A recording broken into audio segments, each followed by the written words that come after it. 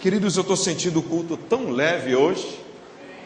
Estão sentindo um ambiente leve hoje? Amém? Graças a Deus. E olha que eu tomei açaí. Quando o pastor Monteiro me convidou para a gente estar conversando com vocês hoje no culto da família, fomos orar ao Senhor perguntando o que ele tinha para hoje à noite, e eu fui dormir. E eu dormi pensando em um versículo. Um versículo não saía da minha mente, era esse de 2 Coríntios 10:4. Porque as armas da nossa milícia não são carnais, mas poderosas em Deus para demolição de fortalezas. E era direto, e eu me virava de um lado para o outro, e eu continuava falando esse versículo, porque as armas da nossa milícia não são carnais, mas poderosas em Deus para a destruição de fortalezas. Eu acordei de madrugada, porque as armas da nossa milícia não são carnais. Eu disse, tá bom, Senhor, é esse aí, fechou o assunto, fecha a régua, é isso que a gente vai falar amanhã. E hoje eu vou começar como terça da família. A gente vai trocar algumas ideias hoje sobre a batalha que a nossa família anda enfrentando. Nossa família está em batalha, nossa família está em guerra. E a gente precisa entender como vencer as batalhas, amém?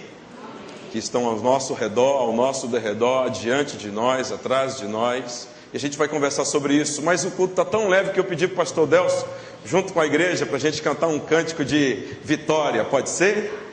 Vamos lá? Marchando, igreja!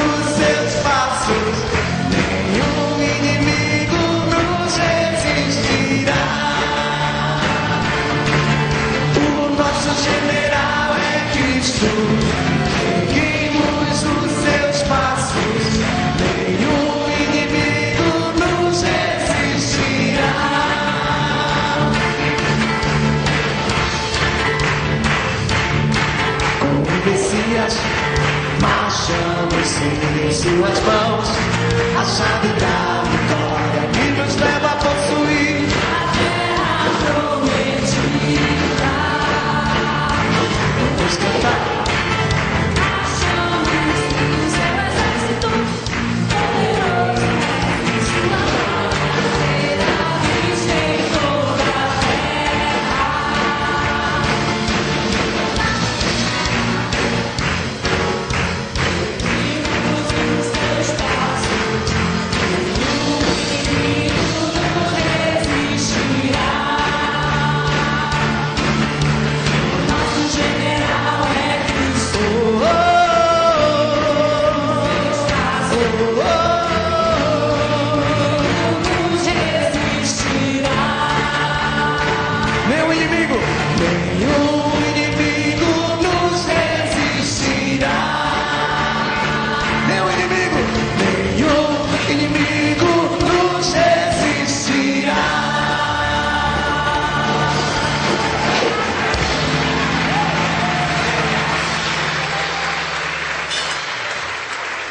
Aleluia, aleluia, graças a Deus.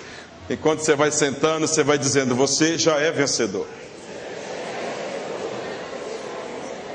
Amém. Aleluia. Aleluia. Aleluia. No domingo nós falamos sobre os nossos direitos de herança. Vocês lembram? Quem não estava aqui? Falamos sobre os nossos direitos de herança. Dissemos que nós somos herdeiros de Deus e co-herdeiros com Cristo. Vocês lembram? E que nós temos duas ferramentas à nossa disposição para assumir aquilo que o Senhor nos deu, que é a nossa nacionalidade celestial. Então nós temos que assumir a nossa nacionalidade e nós temos que crer naquilo que já é nosso.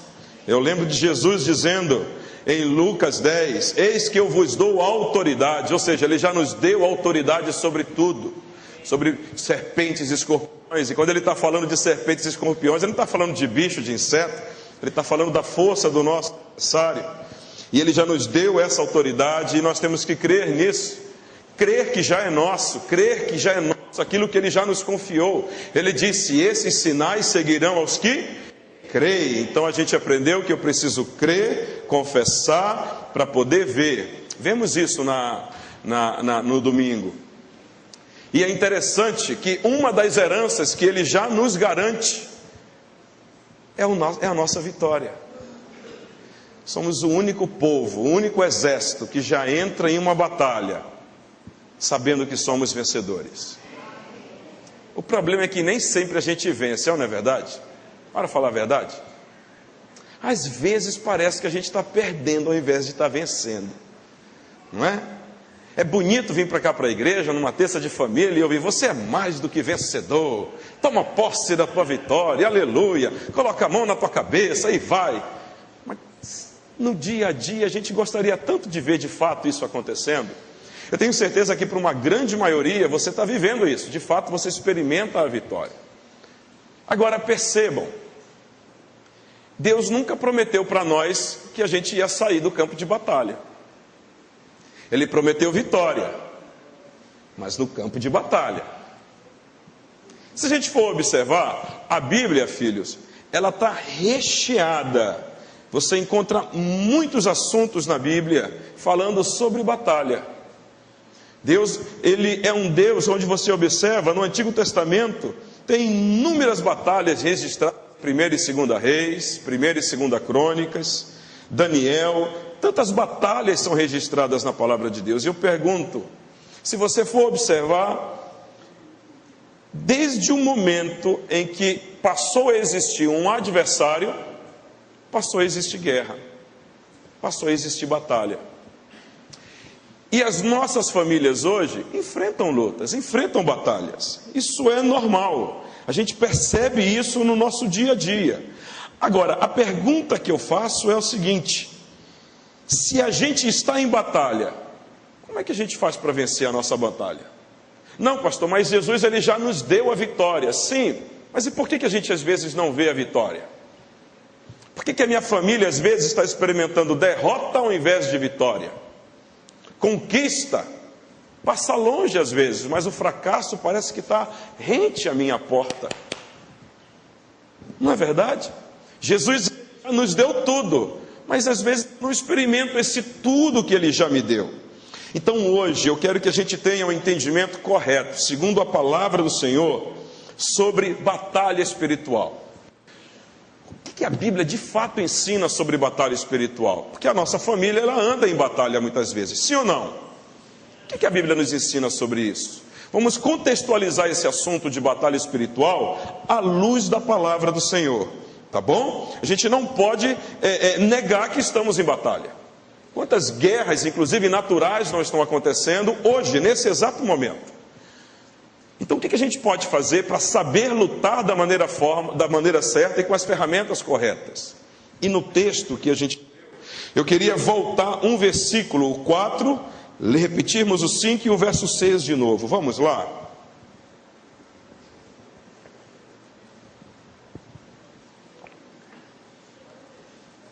Segunda Coríntios, capítulo 10, versos 3, 4 e 5.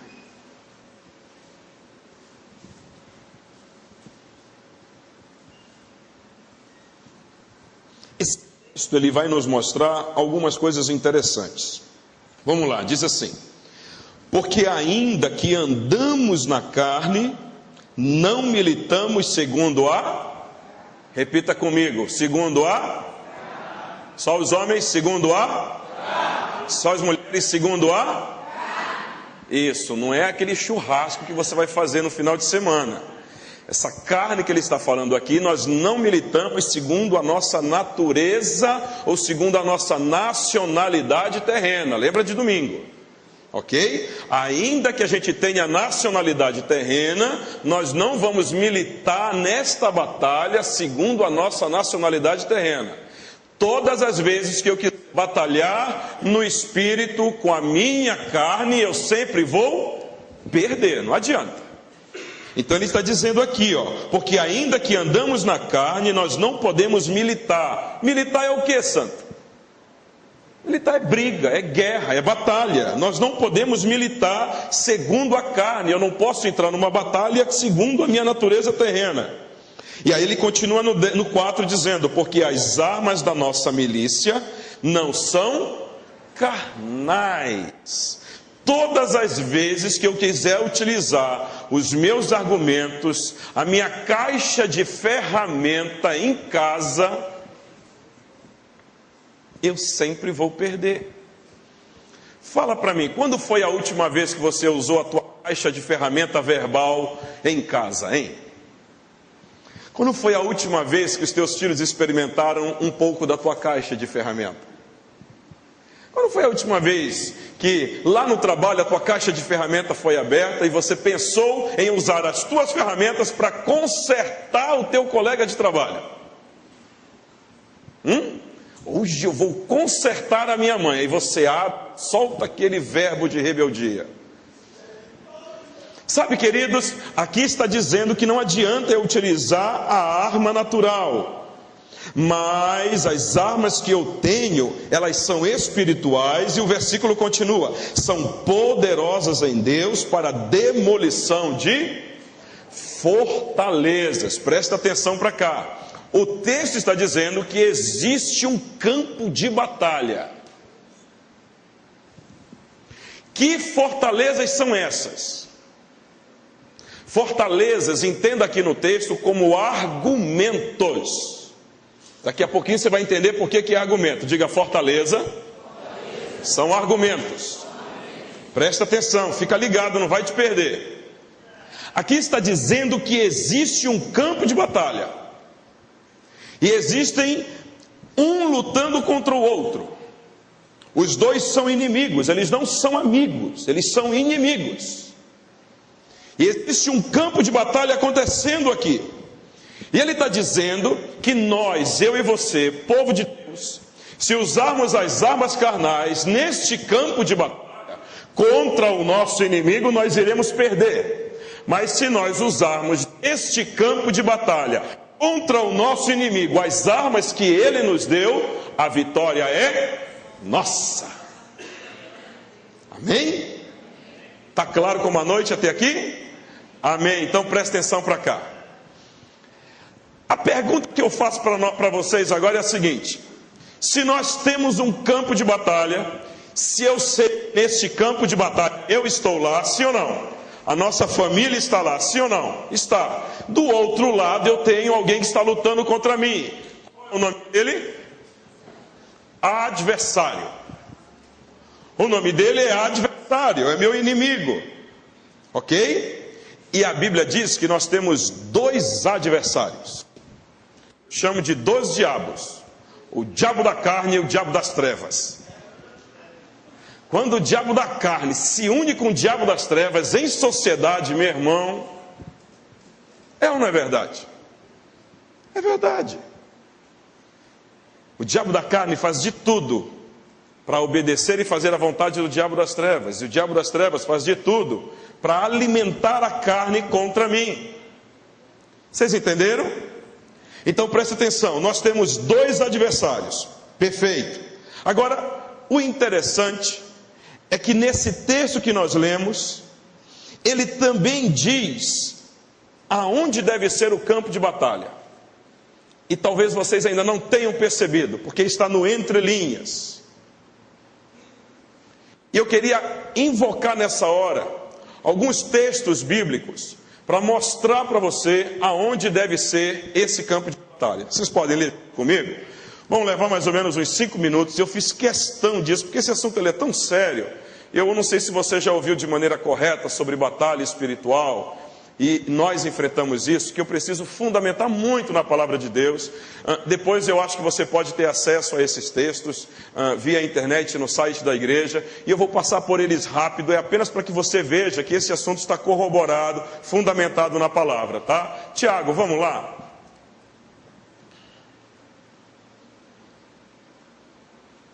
Olha só, Gênesis 18, 25 diz assim: longe de ti que faças tal coisa, que mates o justo com o ímpio, que o justo seja como o ímpio, longe de ti, não faria justiça o juiz de toda a terra. Esta palavra quem está falando é Abraão para Deus, naquele momento onde os anjos foram enviados para destruir Sodoma e Gomorra.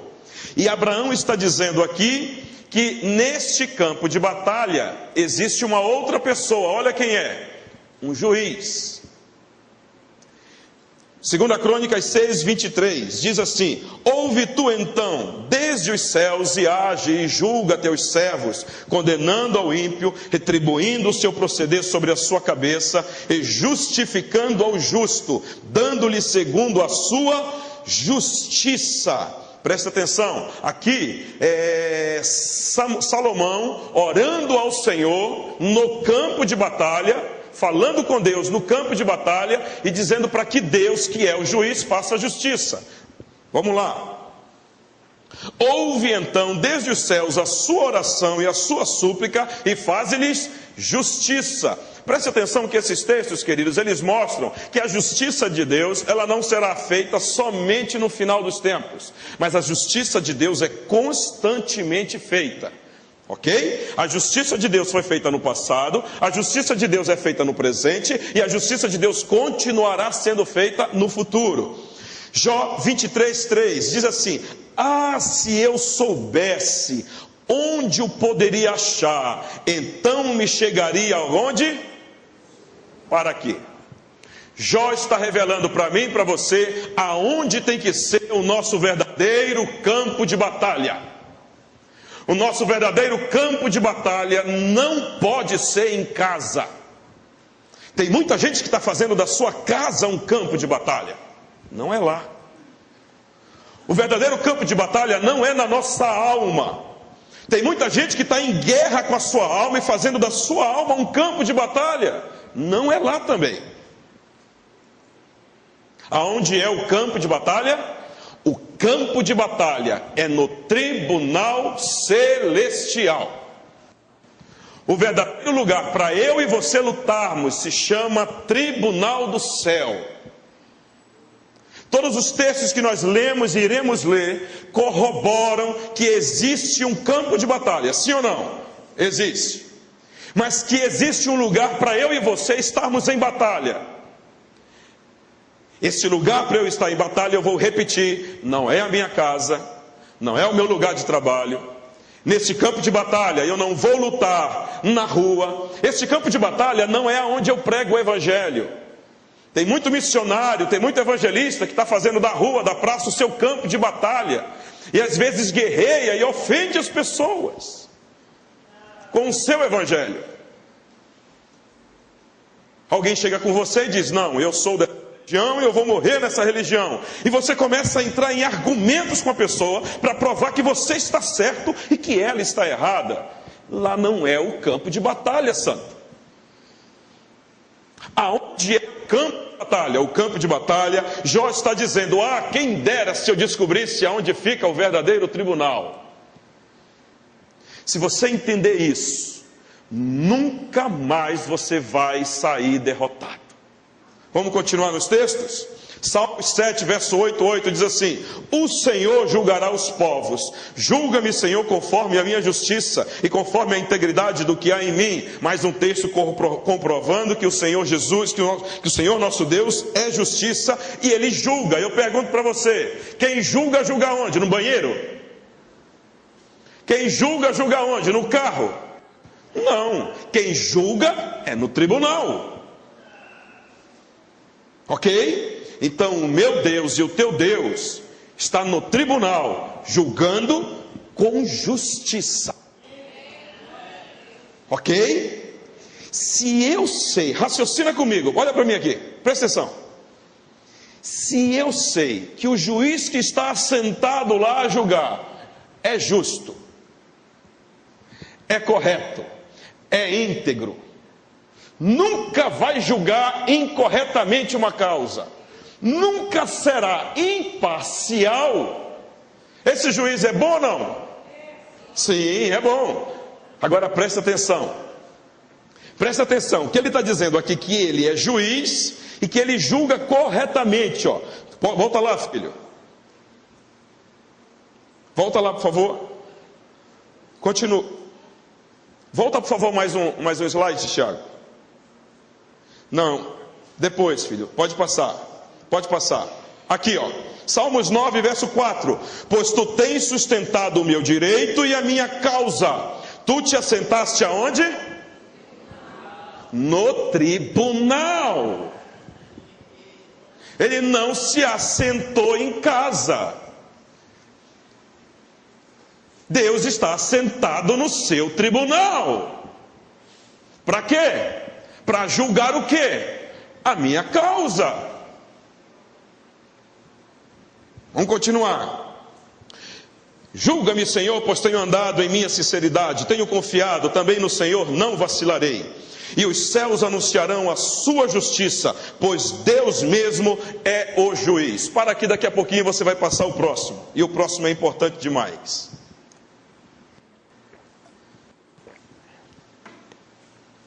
Agora preste atenção. Se eu já descobri, olha para cá, se eu já descobri que eu estou num campo de batalha, que eu tenho um adversário, você sabe o que significa a palavra adversário? Adversário, ela vem do grego. Adversário vem do grego, que significa, ela traz uma expressão muito peculiar do grego. E esse adversário significa antíquidos. Anti significa adversário, anti significa contra-direito. Antíquidos, anti significa contra, opositor. Quidos significa direito, então é opositor de direito. Então preste atenção, eu sei que eu tenho um adversário que se opõe a mim. Agora, olha para cá. Onde você acha que esse adversário está se opondo a mim? Você acha que ele está se opondo a você em outro campo de batalha? Você acha que ele está se opondo a você dentro da sua casa? Não. Ele, antes de manifestar o que ele já conquistou aqui no mundo físico, ele já venceu lá no campo de batalha. Eu sei que vocês não estão entendendo nada, presta atenção para cá. Se vocês não entenderem isso aqui, vocês vão se perder. Olha só, eu tenho um adversário que sabe que existe um justo juiz, ok? E que ele nunca vai tomar nenhuma decisão de maneira parcial, ok? Todas as decisões desse justo juiz serão imparciais, beleza? Ok, se esse adversário que eu tenho sabe disso, aonde é que ele vai poder lutar contra mim? Aonde é que ele tem que me vencer primeiro? No tribunal. Prestem atenção, lembram de Jó? Vocês lembram de Jó? O que aconteceu com Jó? Jó foi apresentado no tribunal por Deus como um justo homem, íntegro, reto e que se desviava do mal. Aonde foi que Satanás conseguiu legalidade, autorização para tocar em Jó? No tribunal. O que você precisa entender nessa noite é que se você estiver lutando no lugar errado, você sempre vai perder. Você precisa aprender nessa noite a lutar no tribunal celestial.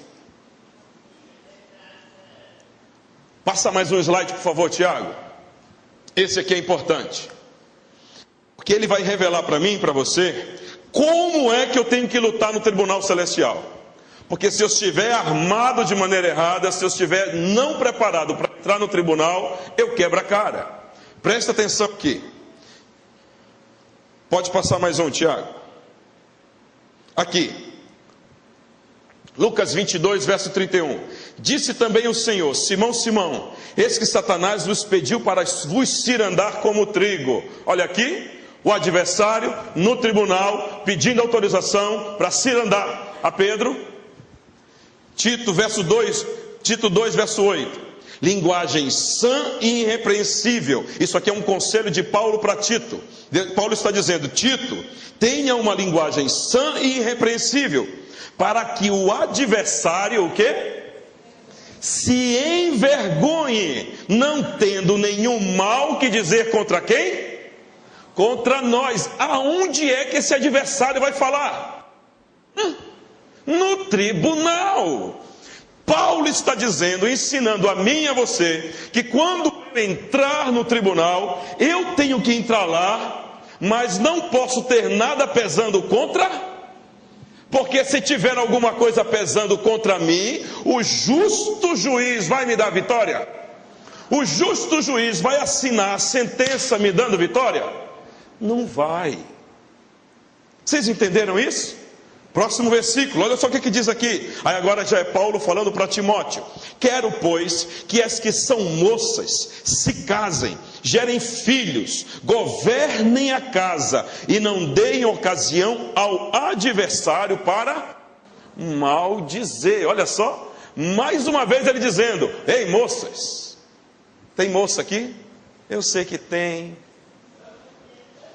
Moças bonitas, é verdade, simpáticas, que vão casar, virgem, em nome de Jesus. Amém? Eu me lembro uma vez, eu e a Rosana, nós estávamos ministrando numa igreja, e era para um congresso de jovem. Era no congresso de jovem, e falando sobre sexualidade, falando sobre pureza, e eu caí na besteira, Karina, de perguntar: quantas moças aqui ainda são virgens? Eu caí nessa besteira, pastor. Porque na minha sã consciência, como era um congresso de jovens, na minha inocência, eu pensei que a grande maioria ia fazer questão de levantar a mão, não é verdade?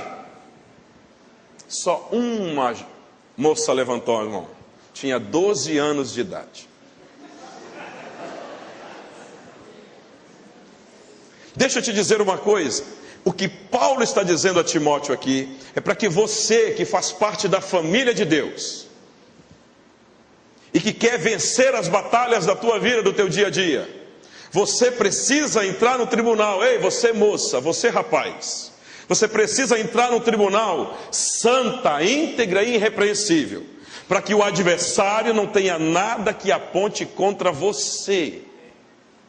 Está claro como a noite? Pode voltar, pode continuar, filho.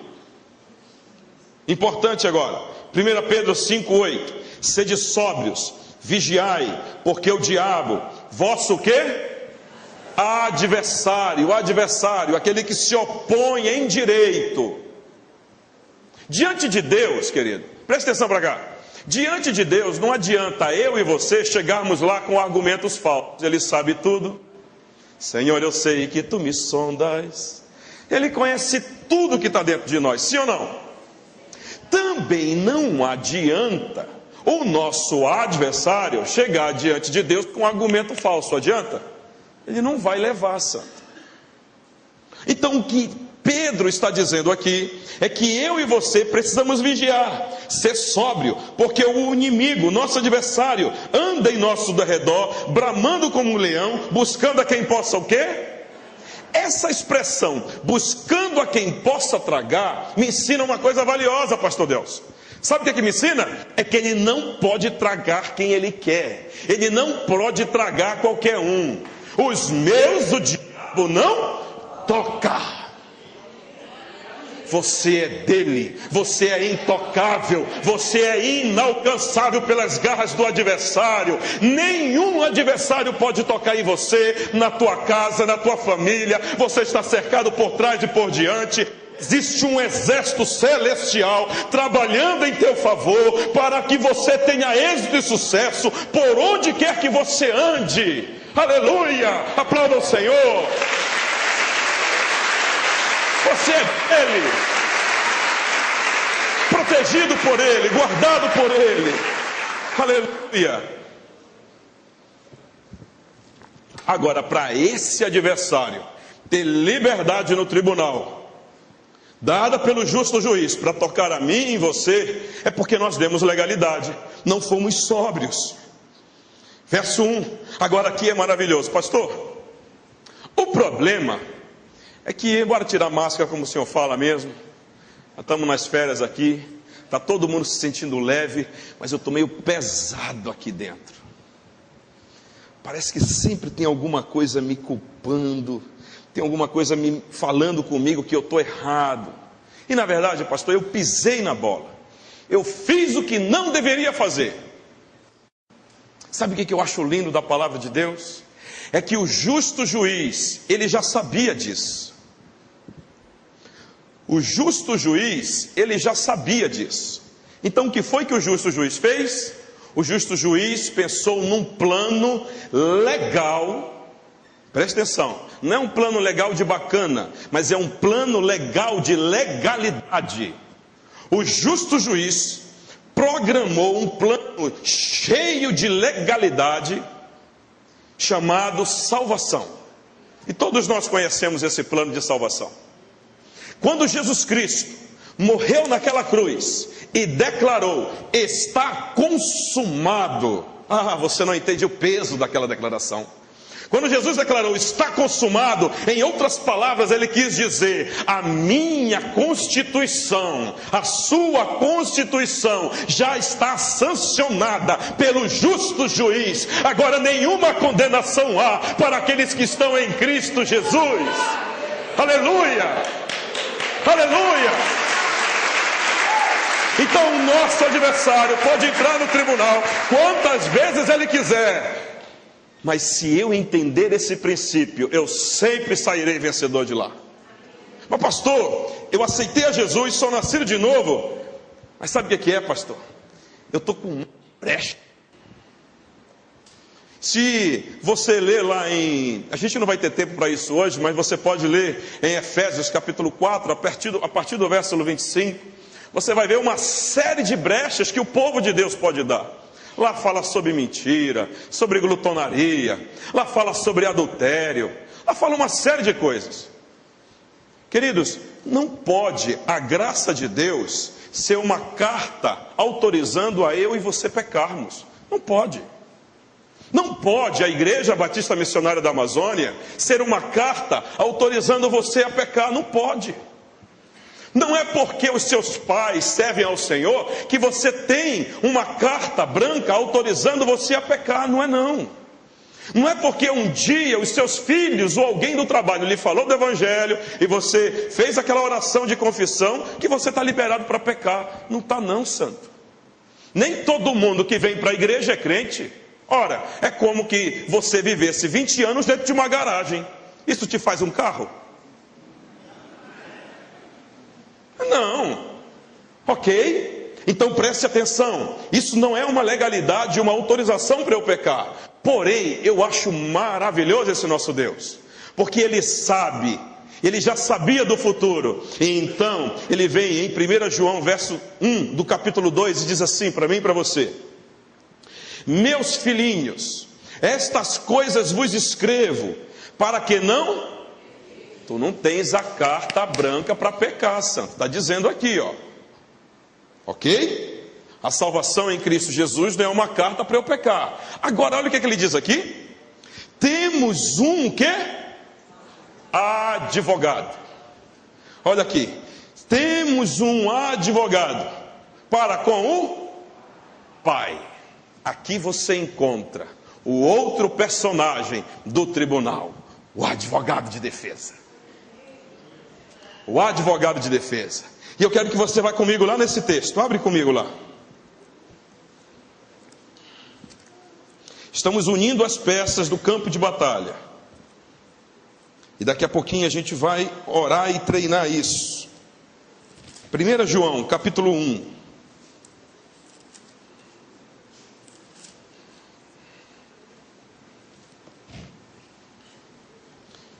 Eu não sei se já está aí o verso 9, Tiago. Está aí? Passa mais um, ou esse já é o último? Já é o último? Ótimo. Lê o verso 9. Percebam, agora eu descobri que no tribunal de Deus Existe eu, existe meu adversário, existe o justo juiz e existe o advogado de defesa, Jesus Cristo, ok? Muito bem, agora olha só como é que o direito no céu funciona. Diz assim o verso 9 do capítulo 1 de 1 João: mas se confessarmos o quê? Ele é o quê, queridos? Eu acho isso aqui maravilhoso. Põe na tela, filho, para eles verem, para quem não está vendo. Ele é o quê? Ele é fiel e... Não, eu acho que não é isso não. Eu acho que é fiel e misericordioso. Ele é misericordioso, o nosso Deus. Por que não está fiel e misericordioso, vovó? Estou falando vovó para a irmã e para a pastora Edilma. Hoje é o dia das avós, não é isso? Você já deu parabéns para sua vovó, para o seu vovô? Hein? Hoje é culto da família. Cadê as avós e os vovôs daqui? Hein? Faça assim um sinalzinho com a mão. Que o Senhor abençoe você. Continue sendo uma guerreira, um guerreiro do Senhor pela tua família, pela tua casa, pela tua parentela. Amém? Graças a Deus. Volta para cá. O texto diz, pastor Elton, que ele é fiel e justo. Ele é misericordioso também? É misericordioso. Mas por que João fez questão de colocar aqui justo e não misericordioso, Bruno? Aleluia, aleluia, aleluia, aleluia, aleluia. Eu fico feliz com esse nosso Deus. A partir do momento em que Cristo Jesus morreu por mim e por você, e Ele declarou que está consumado, portanto, nenhuma condenação há para mim e para você, que Ele está dizendo que o sacrifício de Jesus já é suficiente para perdoar os meus pecados do passado, do presente e do futuro. Ele é fiel e justo, Rita, para perdoar os meus pecados. Esse justo aqui, queridos, significa justiça. Ei, presta atenção, você que está lá atrás, não perde o raciocínio, Mônica. Ele é justo o quê? Juiz. Deus é juiz. E Ele jamais poderia declarar sobre você uma sentença de justiça se você fosse injusto. Quem peca diante de Deus está como injusto, está como condenado, fadado ao fracasso, ao inferno e à derrota. Por outro lado, aqueles que estão em Cristo, diga comigo, em Cristo. Diga comigo mais uma vez, em Cristo. Todos aqueles que estão em Cristo, quando entram no justo tribunal do justo juiz, se apresentam diante dele, declarando: Senhor, é errado, é verdade, eu pisei na bola, eu pequei e eu estou arrependido pelo que eu fiz. Nesse exato momento, o Deus, que é o justo juiz, olha para você através do sacrifício de justiça que Jesus Cristo executou na cruz. E a partir desse momento, eu e você estamos perdoados completamente por Ele. E aí, nenhuma acusação pode pesar contra nós nesse tribunal. Muito bem, estamos chegando para concluir o assunto. E essa linha de raciocínio nos leva a imaginar e a pensar que o nosso Deus, Ele é apresentado como Pai, Ele é apresentado como amigo, mas todos os textos que nós lemos corrobora que Ele também é juiz. Ele não é só pai, Ele não é só amigo, Ele também é juiz. E se Ele é juiz, e se Ele é justo, todas as vezes que eu entrar lá, Ele vai julgar a minha causa. Gente, presta atenção. A Bíblia ensina para mim e para você em Lucas capítulo 18, e a gente vai ler já já, sobre como eu e você posso ter a minha causa julgada e não sair de lá derrotado. Abra comigo em Lucas capítulo 18.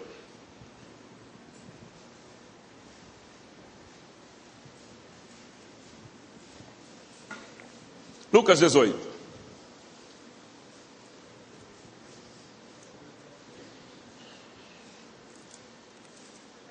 Repetindo, nós estamos aprendendo nessa noite, no culto de família, como a minha família pode sair vitoriosa do campo de batalha chamado Tribunal Celestial. Lá é o verdadeiro campo de batalha. Lucas capítulo 18, verso 1, diz assim: propôs-lhes também uma parábola sobre a necessidade de orar sempre e não desfalecer, dizendo: havia em certa cidade um juiz que não temia a Deus, nem respeitava homem algum. Havia também naquela cidade uma viúva que vinha ter com ele continuamente, dizendo o quê? Faze-me justiça diante do meu o quê? Adversário.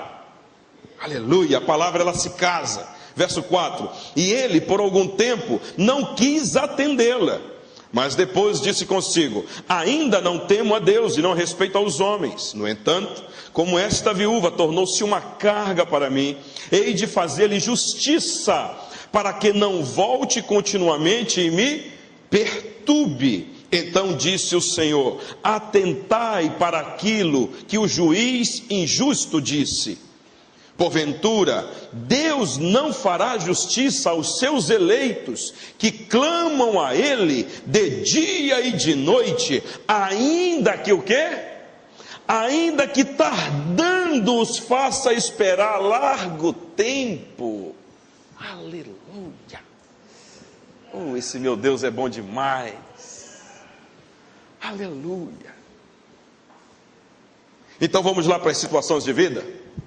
Você está com um problema em casa, está sem dinheiro, brigou com a esposa por falta de dinheiro, entrou em guerra, em briga, o clima está tenso lá, seu filho saiu de casa, você, jovem, está com um problema porque se inscreveu para um concurso e não passou, e você estava contando com aquele dinheiro que ia entrar desse salário para ajudar no sustento da casa.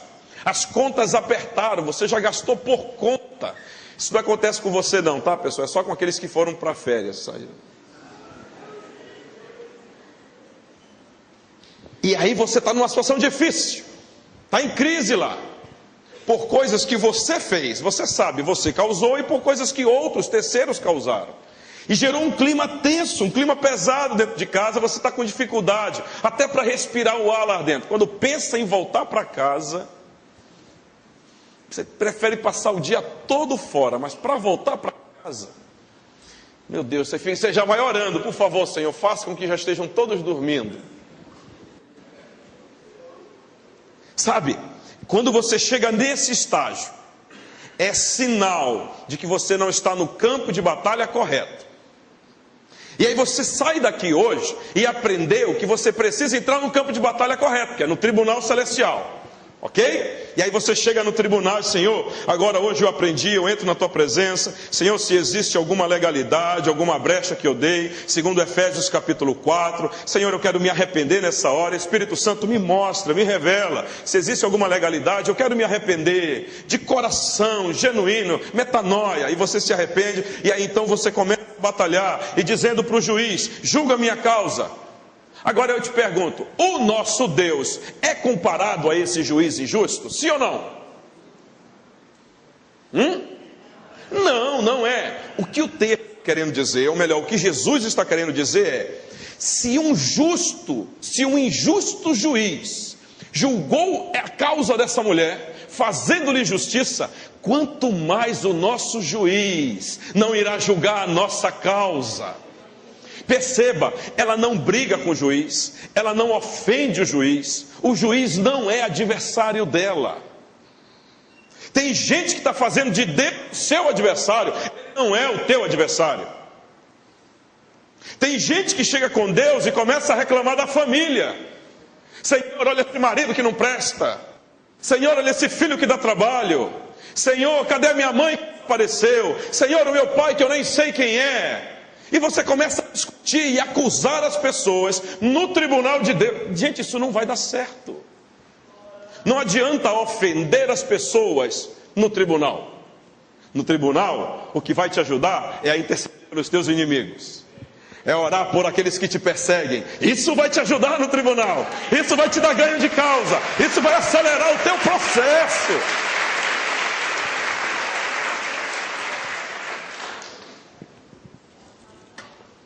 Sabe por quê? Deixa eu te dizer uma coisa. É importante que você entenda isso. No tribunal celestial, não existe briga com o adversário. Se você entender isso, você venceu a guerra. Presta atenção para cá. Se você entender isso, você venceu a guerra. No tribunal celestial, você não conversa com o teu adversário. No tribunal celestial, você não vai lá para acusar. No tribunal celestial, você só vai para dizer: juiz justo, julga a minha causa. Como Davi fez. Como Jó queria tanto encontrar esse tribunal e não encontrava, porque ainda não era chegado para ele, mas hoje é chegado para mim e para você. Nós estamos assentados com ele, nós temos acesso livre ao tribunal. Aleluia! Ô crente, se você descobrir isso na tua vida, ela nunca mais vai ser a mesma. Então, quando eu chego diante do justo juiz, eu não entro para acusar ninguém, eu não entro para brigar com ninguém, eu entro para dizer: julga a minha causa. Você sabe o que isso me ensina? Me ensina que eu tenho que entender que no corpo de Cristo não tem competição. Tem gente que entra no tribunal de Deus para competir com o marido. Mostra para ele, Senhor, mostra, Senhor, que eu estou certa. Tem gente que entra no tribunal para competir. Não é: mostra, Senhor, para minha irmã que eu estou certa. Mostra, Senhor, juízo, vinga minha causa na minha tia. Não pode, santo. Tem gente que está brigando, pedindo para Deus vitória contra o irmão, contra a irmã. Gente, que isso? Fazemos parte do mesmo time, fazemos parte do mesmo exército. O problema é que tem muito fogo amigo dentro da igreja, tem muito fogo amigo dentro de casa, tem muito fogo amigo que nos destrói. Isso aqui não é, olha, é impressionante. Eu queria inclusive lançar uma palavra aqui. Todos os eventos que você tiver na sua célula, todos os eventos que você tiver em qualquer ministério, Ministério das Crianças, dos Jovens, eu quero lançar um pedido a vocês: evitem programações de competição. Na igreja a gente não é para competir com ninguém, sim ou não? Time A, time B, o time A ganha, o time B fica feliz da vida? Não. Qual o segredo? É fazer com que o time A, o time B, o time C, o time D, o time Z trabalhem juntos, cooperando com uma mesma missão, com o mesmo propósito. Amém? O nosso adversário não é o nosso irmão, o nosso adversário não é ninguém da minha casa. E essa mulher entendeu isso, e ela clamava ao justo juiz, até que ele desse a resposta. Agora preste atenção, a resposta pode demorar um dia, como ela pode demorar um mês. O segredo é não deixar de insistir. A palavra do Senhor diz: porventura o justo juiz deixará de julgar a sua causa, ainda que pareça que demore? E eu acho maravilhoso o versículo quando Jesus encerra dizendo isso aqui, ó: eu vos digo que depressa lhe fará justiça. Parte final do verso 8: no entanto, quando o Filho do Homem vier, achará fé na terra? Achará gente que se apresente continuamente diante do tribunal? Achará gente que vai bater e combater da maneira correta? Eu vou fechar a ministração rápido agora, te dando 3 exemplos. 3 exemplos de homens de Deus na Bíblia que aprenderam o segredo de batalhar no tribunal, e quando chegavam na vida material, diante de uma situação, não tinha mais nenhum problema. Eles só saíram de lá quando a vitória já era deles, quando o juiz já tinha dado a sentença. Pastor, quando é que eu sei que o Senhor me deu a sentença? Você vai saber, Ele vai te dizer. Amém? Mas enquanto você não tiver a sentença, não sai de lá. Porque tem gente que vai para a presença de Deus, ora: Senhor, por favor, abençoa minha casa, salva o meu marido. Aí quando chega lá, já começa a brigar com o marido. Orou num dia e no outro já está brigando com o marido. Não pode. Hoje, por exemplo, eu e a Rosana, a gente está numa reforma em casa, está tudo revirado lá. Tudo revirado. E esse sol está de matar. E aí é uma expressão, uma hipérbole. E aí o que aconteceu? Hoje, na hora do almoço, Nós almoçamos numa área da casa, que como os pintores estão lá, estão mexendo a casa, a gente foi almoçar numa área da casa quente. E ela, tadinha, para acabar de completar, demos férias para a nossa secretária, e ela resolveu assumir tudo. Então está fazendo limpeza, está fazendo comida, e aí naquele sol a pino, depois da comida pronta, a gente foi almoçar, não é? O maridão está lá em cima de frozô, e ela me chama, e eu desço, coçando a barriga, sento. Aí antes de eu sentar, ela lança uma indireta.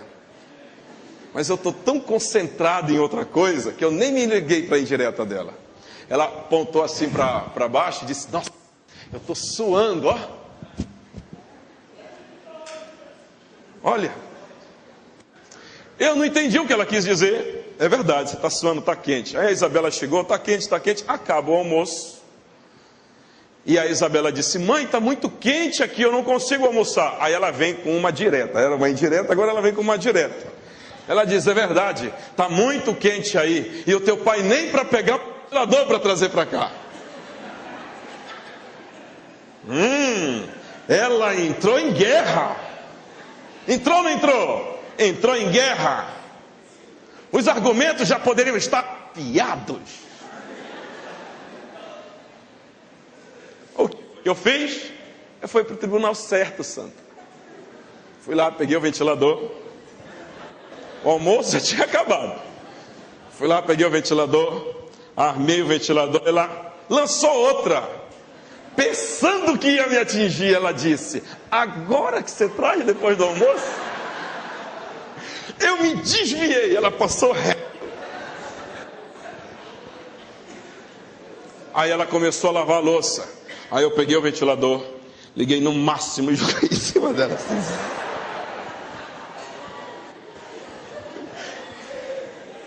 Já subi, liguei o ar-condicionado do quarto, para quando ela subisse, já estava aquele clima de montanha lá. Não adianta brigar com a pessoa errada. Não é ela a minha inimiga. Vou te dar outros exemplos. Esse foi o meu. Vou te dar 3 exemplos na Bíblia para a gente encerrar. Primeiro exemplo, Elias. 1 Reis capítulo 17, você observa Elias lançando sobre Acabe e sobre Israel: assim diz a palavra do Senhor da minha boca, não choverá nessa terra. Choveu? Não choveu. Está lá, depois você medita lá em 1 Reis 17. E aí o que aconteceu? Ninguém entende o que aconteceu nos bastidores. Porque uma coisa é você chegar no teu dia a dia e impor a autoridade e o poder que o Senhor já te deu. Mostramos isso no domingo. Outra coisa é aonde você vai pegar a sentença para executar isso. Porque você no tribunal celestial, pedindo para que se julgue a tua causa, quando ele te dá a decisão, a sentença a teu favor, ei, presta atenção para cá, você é oficial de justiça também. Alguém tem que executar a ordem do juiz, porque se não tiver ninguém para executar a ordem do juiz, não adianta de nada. Se não tivesse ninguém para pregar o evangelho, o que teria adiantado a lei que Deus deu do consumado? Sim ou não? Então o que acontece? Elias, a gente vai descobrir o que aconteceu nos bastidores. Elias, antes de declarar assim: olha, está liberado, não vai chover nessa terra. Se você for para Tiago capítulo 5, verso 17, diz lá: e Elias, homem sujeito às mesmas paixões que eu e você, orou insistentemente. Em outras traduções diz fervorosamente. Eu poderia dizer igualzinha a viúva. Orou insistentemente para que não chovesse. E o que aconteceu? Não choveu. Mas ele chegou lá já com a ordem, só para executar. Mas aonde veio a sentença? Na oração, diante do tribunal. Passa-se um tempo, e aí Elias então sobe um monte para clamar para que volte a chover de novo. E a Bíblia diz e registra lá que ele subiu com os ossos e orou insistentemente por 7 vezes, até vir a resposta da oração da sentença dele, uma mãozinha no horizonte. Você e eu temos o mesmo direito de entrar no tribunal celestial e clamar pela ordem dele, e essa ordem virá, essa sentença virá, e ela virá ao nosso favor, porque ele milita em nosso favor. Nós temos o melhor juiz, nós temos o melhor advogado, nós temos a nossa causa, e ele vai julgar, e não vai demorar. Creia nisso em nome de Jesus. Aleluia, aleluia. Segundo homem faz isso, você sabe quem? Pedro. Diante do templo na Porta Formosa. É impressionante a vida de Pedro. Pedro, pouco tempo antes, era um homem deprimido, era um homem que estava para baixo, angustiado, porque tinha acabado de negar Jesus. Pedro entra entra no templo, e ele tem um aleijado olhando para ele. E aquele aleijado chega com ele, paralítico, diz assim para ele: ei, por favor, me dá uma esmola. O que eu acho lindo desse texto é que Pedro já tinha recebido o revestimento de poder lá em Atos capítulo 1 e capítulo 2. Ele já tinha recebido a promessa de Deus. E aí o que acontece? Quando ele entra naquele templo, ele olha para o homem e diz assim: ei, olha para mim. Isso é maravilhoso no Evangelho, porque quando você sabe quem você é, quando você já tem a sentença a teu favor, você não precisa mais ficar em dúvida, você não anda mais incrédulo do lado para o outro. Não, se você já recebeu a sentença, você creia, você confesse. Foi o que Pedro fez. Pedro então fez o quê? Ele disse assim: ó, olha para mim. Pergunto para você, por que ele não disse olha para Jesus? Por que ele não disse: ei, paralítico, olha para Jesus, ele vai curar você? Ó, paralítico, peraí que agora eu vou orar por você, eu vou entrar agora no tribunal celestial para interceder pela tua vida. Ó, querido Deus, por favor. Não. Ele já estava sobre ele a sentença de que nada que ele, aonde ele pisasse, nenhum escorpião feriria. Ele já tinha a sentença na mão, dado pelo justo juiz, de que se ele cresce, Marcos 16, os sinais o seguiriam. Ele já tinha a sentença. Então ele diz assim, ó, olha para mim. Aí vem a segunda frase, ele diz assim: prata e ouro eu não tenho, mas o que eu, isso é maravilhoso. Ele não disse assim o que Jesus tem. Ele disse o que eu tenho. Levanta a tua mão assim. Você já tem essa unção, você já tem esse Espírito Santo, você já tem esse poder, você já tem a autoridade dele para chegar na tua casa e fazer prevalecer a vontade do justo juiz. Aleluia! Aleluia! Fique em pé em nome de Jesus.